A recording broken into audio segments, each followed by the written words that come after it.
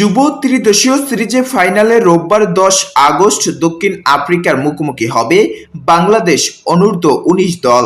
তার আগে আজ খেলছে স্বাগতিক জিম্বাবুয়ের বিপক্ষে। প্রথম দুই দেখার মতো এই ম্যাচও যুব টাইগারদের কাছে পাত্তা পায়নি তারা।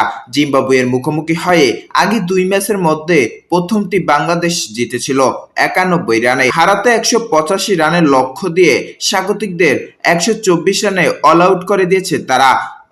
রানতারায় বাংলাদেশের বোলারদের সামনে কোনো জবাব ছিল না জিম্বাবুয়ের অনূর্ধ্ব-19 দলের ব্যাটারদের। 64 রান তুলতেই 5 উইকেট হারিয়ে ফেলে তারা। ষষ্ঠ উইকেটটি যার দলীয় 118 রানের সময়, ওই সময় সর্বোচ্চ 47 রান করে রিজান হোসেনকে উইকেট দিয়ে আউট হন বেরিনজুজে। এরপর 6 রান তুলতেই তাসের ঘরের মতো হুড়মুড় করে ভেঙে পড়ে ব্যাটিং লাইন আপ।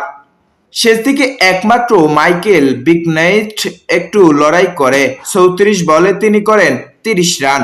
বাংলাদেশের হয়ে আজিজুল হাকিম তামিম ও রিজান হোসেন 3টি করে উইকেট নেন। শাহরিয়ার আল আমিন নেন 2টি উইকেট।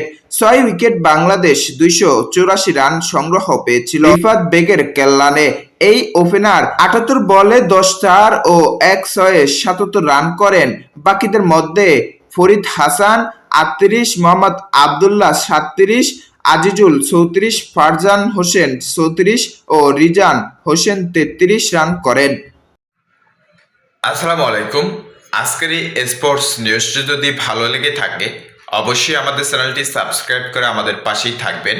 আর হ্যাঁ, পাশে থাকা যে বেল আইকনটি রয়েছে সে বেল আইকনটি অল করে দেবেন, যাতে নিত্য নতুন স্পোর্টস নিউজগুলো আপলোড দেওয়ার সাথে সাথে আপনাদের কাছে নোটিফিকেশনগুলো চলে যায়।